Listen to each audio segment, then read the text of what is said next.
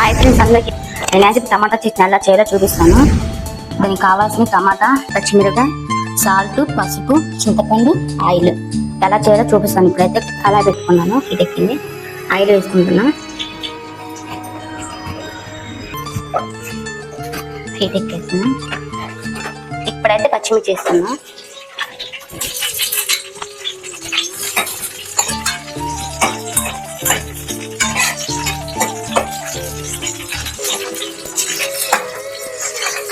ఇదైతే వేగనిద్దాం. ఇప్పుడైతే తీసేద్దాం. ఇలాగైతే ఎగిపోవాలి. మధ్య మధ్యలో తిప్పుకుంటూ ఉండండి, లేదంటే ఒకవైపే కాలిపోతే మాడిపోతే. ఇప్పుడు టమాటా వేసుకుందాం. దాంట్లో సాల్ట్, పసుపు కొంచెం,